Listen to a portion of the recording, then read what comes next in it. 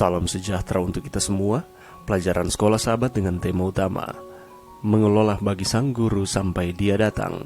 Pelajaran keempat, persembahan untuk Yesus. Selasa, 24 Januari. Persembahan-persembahan dan ibadah. Kitab suci tidak memberikan kita aturan pelayanan ibadah, tetapi tampaknya ada sedikitnya 4 hal yang ada dalam pelayanan ibadah.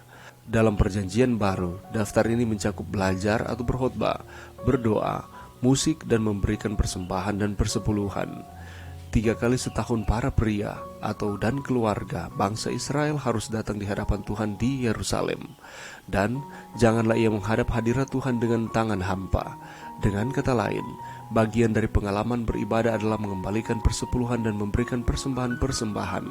Sukar untuk membayangkan seorang datang menghadiri hari-hari raya ini dengan tangan kosong.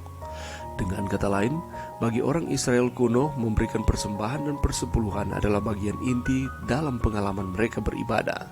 Ibadah, peribadatan yang besar, bukan hanya sekedar menyatakan rasa syukur dan terima kasih dalam kata-kata dan pujian dan doa kepada Allah, tetapi juga menyatakan rasa syukur dan terima kasih kepada Tuhan dengan membawa persembahan ke rumah Tuhan. Mereka membawanya ke bait suci, kita membawanya ke gereja pada hari Sabat, atau paling sedikit sebagai salah satu cara untuk mengembalikan persepuluhan dan persembahan kita, sebuah tindakan beribadah.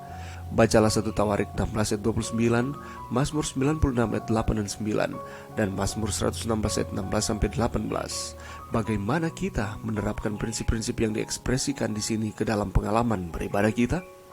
Sebagai anak-anak Allah yang ditugaskan dengan tanggung jawab mengatur usahanya di atas dunia, adalah satu kesempatan istimewa dan tanggung jawab kita membawa persembahan-persembahan kita. Jika Tuhan telah memberikan kita anak-anak untuk dibesarkan bagi Dia, kita harus berbagi dengan mereka sukacita membawa persepuluhan dan persembahan ke sekolah Sabat dan ibadah gereja. Di beberapa tempat, orang-orang mengembalikan persepuluhan mereka secara daring atau dengan cara lain. Bagaimanapun, cara kita melakukannya, mengembalikan persepuluhan dan persembahan adalah bagian dari pengalaman beribadah kita dengan Tuhan. Apakah yang telah menjadi pengalamanmu sendiri dengan peran mengembalikan persembahan dan persepuluhan sebagai bagian dari ibadah? Bagaimanakah praktik ini berdampak pada hubungan Anda dengan Tuhan? Pelajaran yang bisa kita dapatkan pada saat ini, meskipun penting, pemberian persembahan juga bersifat sukarela. Namun, berhenti memberi dapat mengakibatkan konsekuensi rohani yang serius. Karena itu, kata persembahan digunakan untuk tugas kehidupan rohani yang tidak dapat dinegosiasikan dalam masyarakat Israel kuno. Mari kita lihat beberapa tugas dari bangsa Israel. Yang pertama adalah untuk melayani Sang Mesias. Adalah suatu tindakan sukarela. Kata Ibrani nedabah atau merelakan diri. Di bagian lain Alkitab yang diterjemahkan sebagai rela hati dan sukarela digunakan untuk merujuk kepada mereka yang datang untuk menghormati Sang Mesias. Kata yang sama digunakan untuk korban sukarela atau sekedar persembahan. Dalam Mazmur 110 ayat 3, orang-orang menawarkan diri mereka sendiri secara sukarela kepada Mesias. Semua itu dilakukan bagi Allah haruslah dengan suatu semangat kemauan. Seperti yang disebutkan sebelumnya, sukarela berarti spontan, bukan dengan paksaan. Bahkan apa yang penting bagi pelayanan Sang Mesias harus dilakukan dengan semangat persembahan sukarela. Yang kedua adalah persembahan pesta. Neadaba juga digunakan dalam persembahan itu sendiri, bahkan ketika itu adalah wajib. Dan engkau harus memelihara hari raya pekan bagi Tuhan Allahmu dengan suatu persembahan dari persembahan sukarela atau nedaba. Dan tanganmu yang harus engkau berikan kepada Tuhan Allahmu sebagaimana Tuhan Allahmu telah memberkatimu. Bagaimanapun, meskipun bersifat sukarela, seseorang tidak dapat menghadiri perayaan dengan tangan kosong. Tambah lagi, persembahan harus proporsional sesuai dengan berkat yang diterimanya. Yang demikian, ketika Alkitab menggunakan kata sukarela, itu tidak berarti pilihan, kecuali ketika orang tersebut memilih untuk tidak melayani Tuhan. Persembahan syukur dan penebus dosa.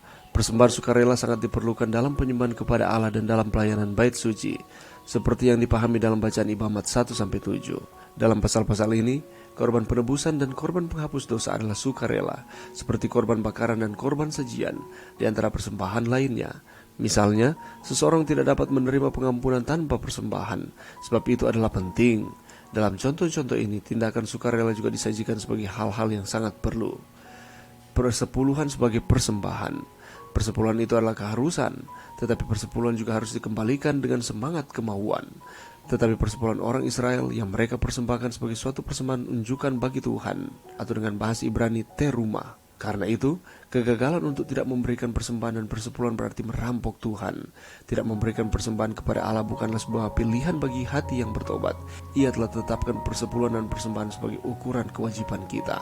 Nasihat Penatelayanan halaman 51. Persembahan dan pajak bait suci. Pajak wajib bait suci juga disebut persembahan atau teruma.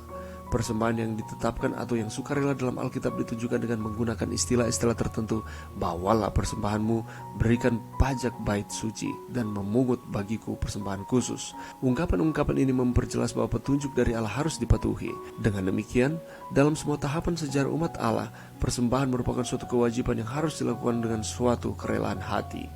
Dan sebagai anak-anak Allah yang ditugaskan dengan tanggung jawab mengatur usahanya di atas dunia ini, saudara dan saya memiliki suatu kesempatan istimewa dan tanggung jawab kita membawa persembahan-persembahan kita kepada Tuhan. Dan bagaimanapun cara kita melakukannya, mengembalikan persepuluhan dan memberikan persembahan adalah bagian dari pengalaman beribadah kita dengan Tuhan. Persembahan dan persepuluhan juga ibadah, tidak bisa dipisahkan satu dengan yang lain. Ketika kita beribadah kepada Tuhan, menyembah Tuhan, maka akan disertai dengan kita mengembalikan persepuluhan dan memberikan persembahan syukur bagi Tuhan, sama seperti dengan pengalaman dari bangsa Israel. Dan ini masih berlaku bagi kita sampai saat ini. Mari kita dengan tekun memberikan persembahan untuk Tuhan di dalam perbaktian kita. Mari berdoa. Terima kasih Tuhan atas firman-Mu pada saat ini. Bantu kami Tuhan untuk kami dapat memberikan persembahan bagi Tuhan di dalam ibadah kami kepada Tuhan. Ini doa kami di dalam nama Yesus. Amin.